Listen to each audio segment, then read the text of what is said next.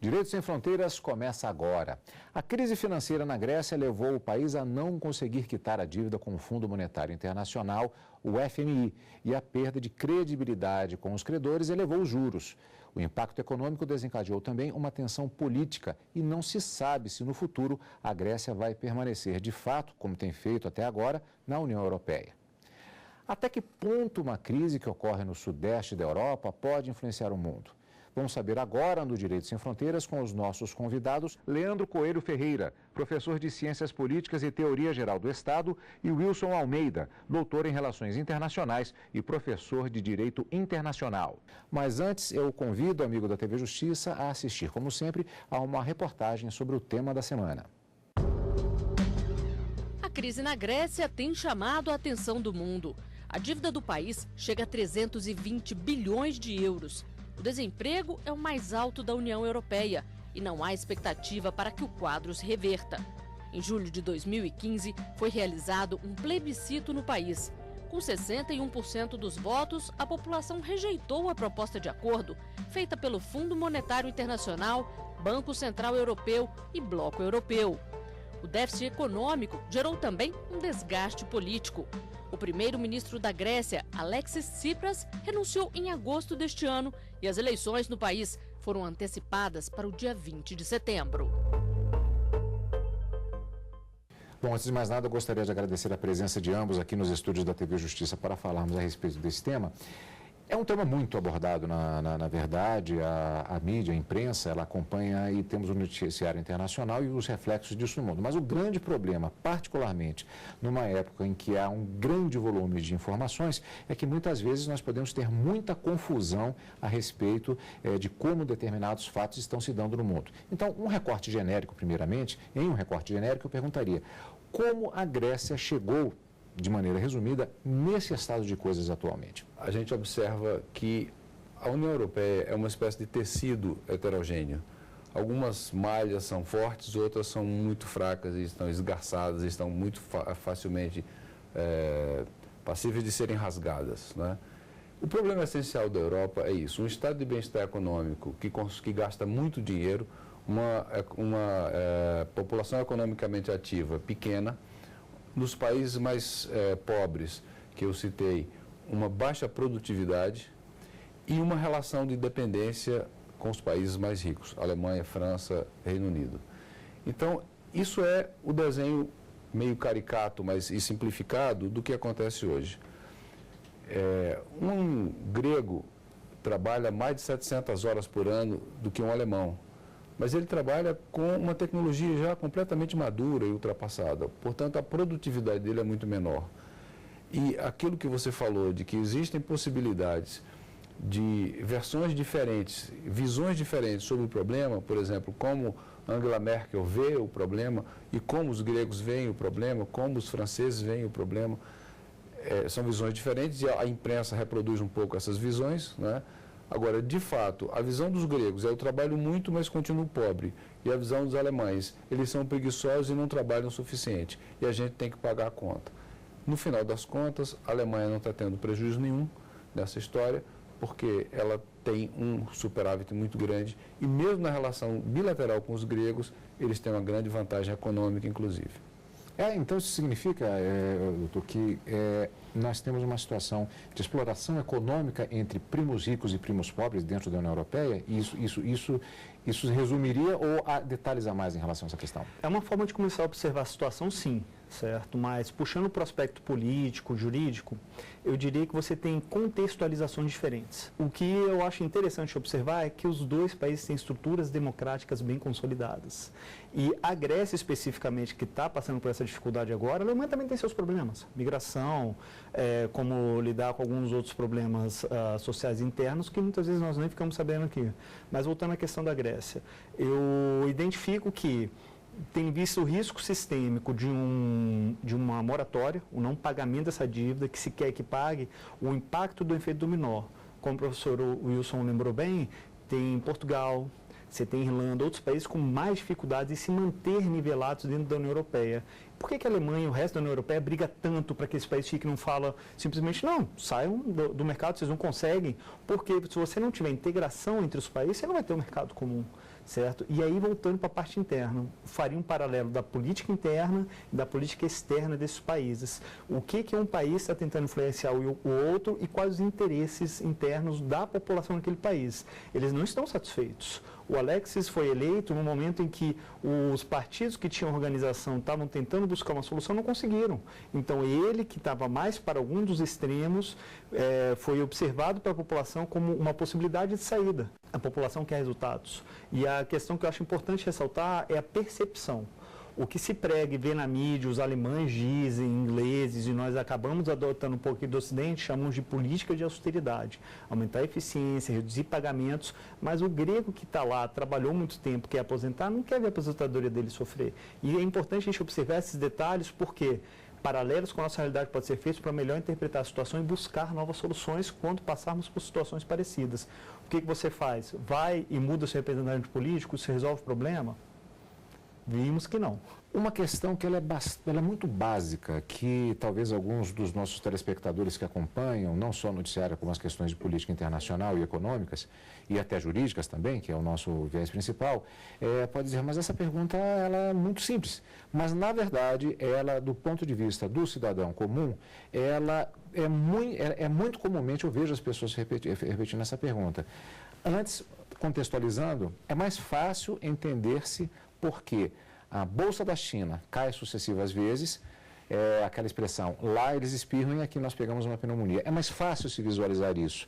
É um pouco mais difícil de se visualizar porque a Grécia, um país menor nesse contexto econômico e jurídico na União Europeia, porque essa crise gera toda esta preocupação no âmbito mundial. E aí vem exatamente essa pergunta. Como poderíamos explicar para o telespectador de maneira simplificada, se é possível? Se nós tivéssemos, por exemplo, no Brasil, em vários estados, e, digamos, de vez em quando nós ouvimos essas conversas de separatismo, e que não são viáveis. Dentro de uma república, de uma federação, não seria algo simples sem um conflito interno. Você imagina que talvez um estado quisesse se separar, não acha que está adequado, acha que está sendo explorado e quiser sair. Qual o impacto que isso causaria no país? Qual a dificuldade seria? Inicialmente, questões físicas, de acesso, de trânsito, para as pessoas do dia a dia, você vai, digamos, Minas Gerais vai ficar independente de São Paulo. Uai, minha avó mora em Minas, como é que eu vou fazer? Tem que passar a fronteira de um país agora? De início. Na sequência, os dificultadores econômicos e comerciais. E a legislação vinculada a isso. Por exemplo, você quer levar um queijo, trazer uma carne, como você faz? Você vai ter que pagar imposto sobre aquilo para poder sustentar aquele Estado. E esse paralelo, junto com o que o professor Wilson estava fazendo, eu acho interessante fazer, Cadu, mesmo que resumidamente, a questão da imposição dessa regulamentação. Em um sistema comunitário, até você ter uma plena integração, você tem algum limite dessa soberania. Soberania desses grupos e até onde você vai querer. Os gregos podem, em algum momento, falar, nós não queremos ter que ficar submetidos, mas tem que arcar com os custos de ter que pagar a tributação, não ter acesso fácil a mercadorias com alto valor agregado que os alemães e outros países podem fornecer. Mas é uma opção deles. Então, aonde que está esse limiar, esse limite da soberania, é que eu acho que é um ponto interessante de se observar. O que pode fazer? O que a União pode ir diretamente ao cidadão sem ter que passar pelo filtro do Estado? Eles têm isso claro no Brasil. Uma soberania nacional ou legislações federais vão direto ao indivíduo. A gente tem um código penal. Mas se você tem uma confederação, por exemplo, não é tão claro assim, que é mais próximo ao que se está tentando instituir. E digo mais, temos que sempre pensar aonde queremos chegar e qual o objetivo e qual o benefício. Podemos dizer, então, que, na verdade, o que nós temos é, a partir do momento em que há a realidade dessa grande união, um determinado país que sofre esse problema, ele é como se você tirasse um pedaço de um corpo vivo, fazendo uma espécie de física social aqui. E isso tem consequências em relação a todo o restante do organismo. E, por consequência, em relação a todo o planeta nesse mundo globalizado. Seria mais ou menos nessa linha o que acontece? Exatamente. E tem uma coisa importante também sobre isso, é que nós temos que falar de soberania, não é? Há desgastes importantes na soberania dos Estados europeus. Eles cedem parte da soberania para os órgãos supranacionais e as legislações e as regras que saem desses órgãos são impositivas e têm nível hierárquico superior, é como se fosse uma constituição comunitária, né, que ditasse normas para leis ordinárias que estão nos estados. Essa versão jurídico do direito, né, a versão jurídico-legal, é talvez a que segura mais, que mantém mais essa situação difícil para os países que querem fazer alguma coisa diferente. Eu me lembro que quando o euro começou a funcionar na Europa, em Portugal as pessoas entrevistavam aquelas pessoas na rua, senhoras no interior, pequenas vilas, e elas de uma forma muito sábia diziam o seguinte: eu não sei se vai ser melhor ou pior. O que eu percebo hoje é que eu compro menos coisas do que eu comprava quando a moeda era o escudo, né? Então, implantar uma moeda única, por exemplo, nós estamos falando da zona do euro, de uma forma em que é impossível para os países saírem dessa, quer dizer, são cláusulas pétreas, na verdade, praticamente, você coloca os países em grandes dificuldades.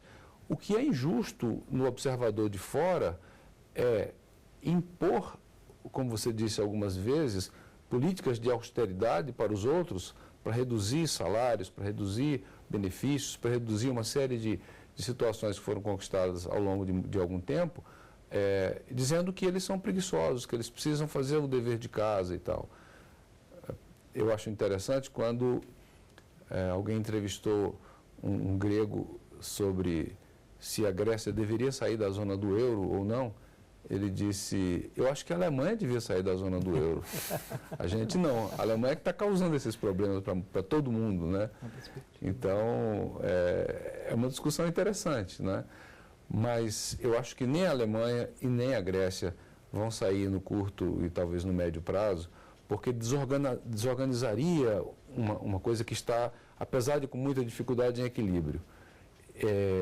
Observa-se um movimento de tendência direitista em toda a Europa, né? Marine Le Pen na França, uma série de outros que estão declarando que, se chegarem ao poder, o primeiro passo será retirar o país da União Europeia.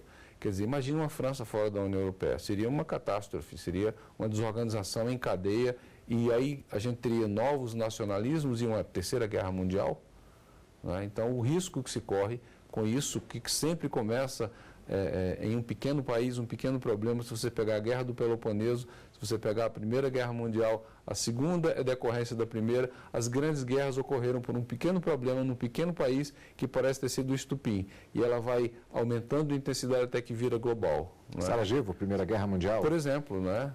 A Guerra do Peloponeso foi a mesma coisa. Um probleminha numa província grega, começou a guerra entre Atenas e Esparta. Enfim, essa é a grande questão. Não é possível tirar a Grécia impune. Se tirar a Grécia, se tirar Portugal, se tirar Chipre, se começar a tirar alguns, o sistema entra em desorganização caótica e perde o controle. E aí, Cadu, um ponto importante que eu acho interessante a gente levantar, a necessidade da segurança jurídica nessas situações. Esse ponto é extremamente importante, eu gostaria de aprofundá-lo já no segundo bloco, e é sobre isso que nós vamos falar daqui a pouco, quando voltarmos, logo depois do intervalo, com a nossa conversa sobre o impacto da crise na Grécia em todo o mundo. É só um instante.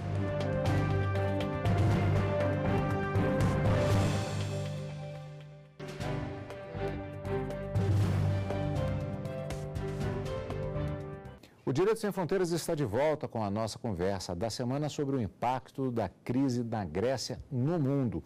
Falávamos já ao final do primeiro bloco, antecipando já um pouco do tema relativo a este nosso segundo bloco de hoje, que é com relação a dois pontos que estão interrelacionados. Nós temos as expectativas das eleições na Grécia e isso está profundamente ligado também a uma questão de segurança jurídica, que no mais ele é talvez a amálgama em relação a todo esse processo. O professor falava inclusive com relação a um processo de radicalização política que tem acontecido, tem caracterizado a discussão política talvez em todo o mundo e particularmente na Europa, agravado pela questão das migrações, das guerras que acontecem na Síria e na África.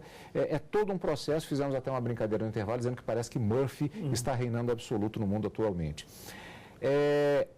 Antes das eleições propriamente ditas, nós temos a questão do Syriza, de Alexis Tsipras eleito, a renúncia dele e agora essa expectativa de eleição.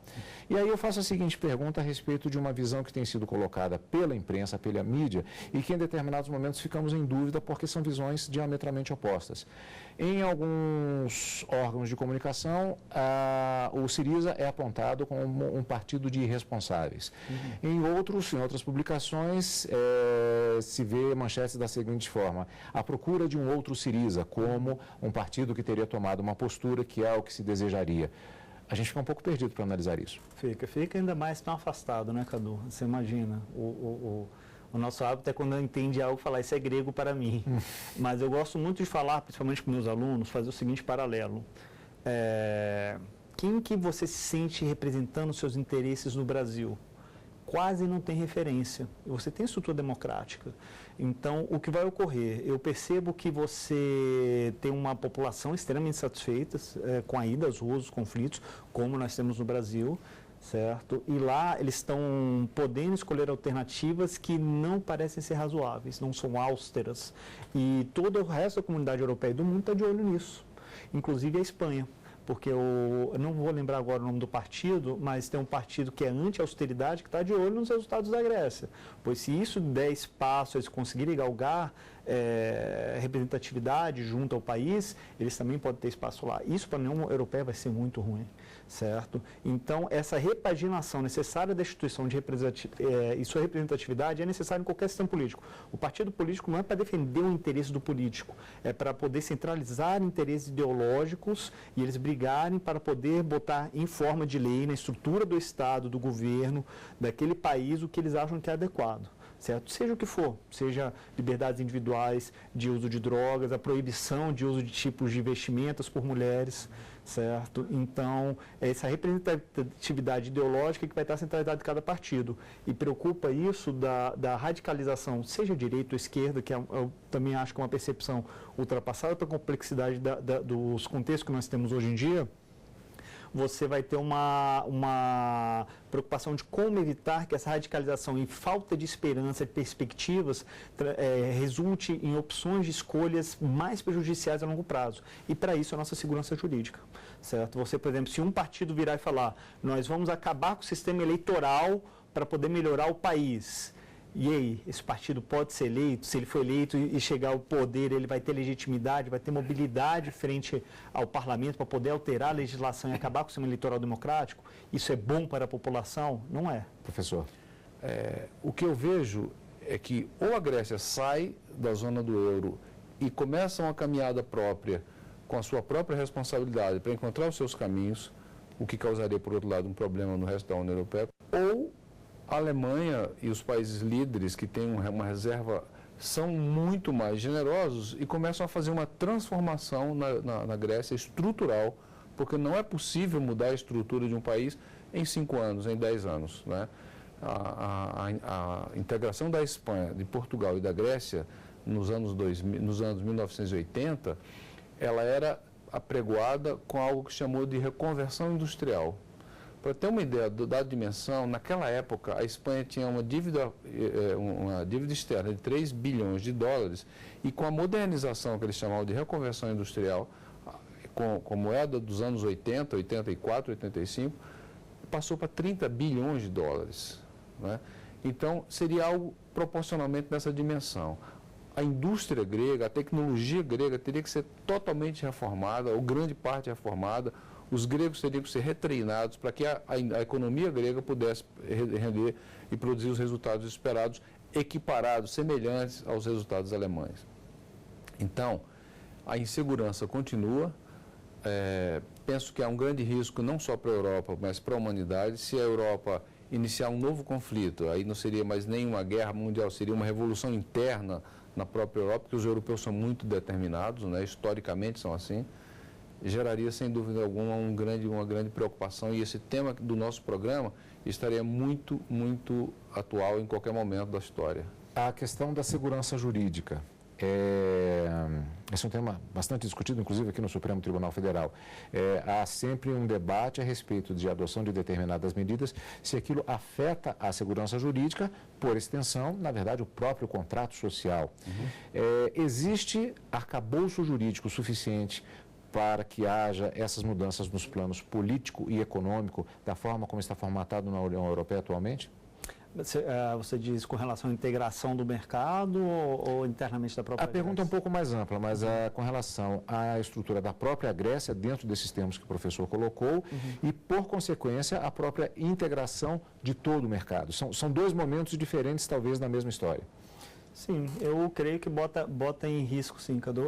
Porque a hora que você estava formulando a pergunta, o seu comentário, me veio à mente o contrato social e vai Hobbes, Locke, Rousseau, e precisaria de umas 2 horas para a gente falar bastante sobre eles. Mas, bem resumidamente, o contrato social como figura teórico-conceitual, eu acho que não estaria em risco, certo? Mas a dinâmica de poder entre indivíduos, e para isso a legislação positivada e um agente com monopólio da força determinado por aquele grupo dentro da legislação para garantir essa segurança física, que é a primeira necessidade do contrato de convivência entre os indivíduos, é necessário, é fundamental. Eu não creio que a Grécia esteja passando por uma situação, a Espanha, que seja paralela ao Brasil. Certo? Tem problema de segurança, como vários lugares do mundo tem, bairros mais perigosos e tudo mais, mas a questão do contrato social em ceder a minha autonomia, minha soberania individual para o ente estatal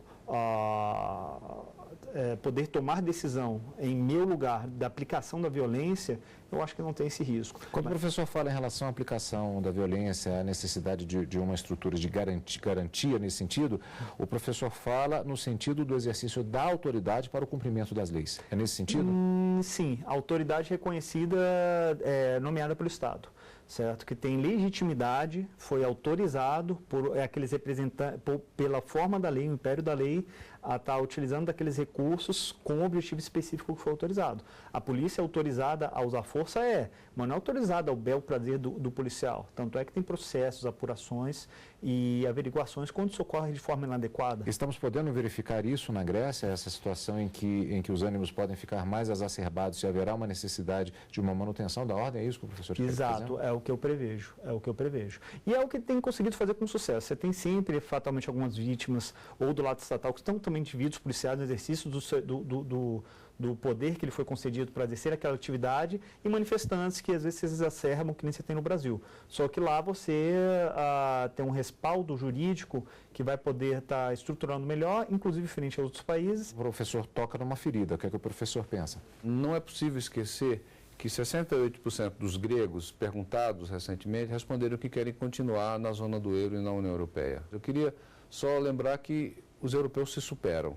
Nos anos 60, por exemplo, quando o presidente de Gaulle instituiu a política de cadeira vazia na União Europeia e nada aconteceu em 10 anos, porque ele não queria a entrada do Reino Unido na União Europeia, né, que se deu em 73, então, naquela época, a comunidade estava praticamente parada e quase que se desintegrando. Tem um autor importante, Ernest Haas, na integração, que ele disse, na época, que provavelmente o processo de integração que começava na América do Sul, na América Latina, né, a ALAD, seria melhor, mais desenvolvido e mais próspero do que a experiência europeia. Imagine a diferença que isso acabou tendo. Mas, no início dos anos 70, o presidente de Gaulle se afastou, no final dos anos 60, e aí o seu sucessor começou a ceder às pressões, a Inglaterra veio para a União Europeia, e os passos foram muito grandes, de tal forma que 10 anos depois já tinha Maastricht, o tratado que criou a União Europeia, e mais 10 anos já tinha o euro, quer dizer. Então, a Europa se supera nos dois sentidos. A gente faz apostas num lado, um lado mais sombrio, que é possível pelo andar que a gente está vendo da carruagem, mas também há possibilidades para o outro. Não vamos deixar esse flanco fechado. Vamos abri-lo para a possibilidade dos europeus se superarem, encontrarem uma alternativa, como disse uma embaixadora da União Europeia aqui, numa banca, numa palestra que eu participei, que a solução para a Europa vai ser mais Europa. Quer dizer, quanto mais o modelo europeu for for exercitado, mais soluções eles podem encontrar. Continuaremos acompanhando. Agradeço muito a participação de ambos aqui no nosso programa Direitos Sem Fronteiras de hoje, que está ficando por aqui. Nós conversamos sobre o impacto da crise na Grécia para o mundo, a expectativa que existe, inclusive, com as eleições já convocadas, portanto, agora, nesse mês de setembro, na Grécia. E participou desta discussão Leandro Coelho Ferreira, professor de Ciências Políticas e Teoria Geral do Estado, e Wilson Almeida, doutor em Relações Internacionais. Eu agradeço mais uma vez a participação de ambos aqui nos estúdios da TV Justiça. E você, amigo da TV Justiça, se quiser participar do nosso programa, envie a sua sugestão para o e-mail direitosemfronteiras@stf.jus.br. E também pode rever esta e outras entrevistas no site. Basta acessar tvjustiça.jus.br. Até a próxima semana. Tchau.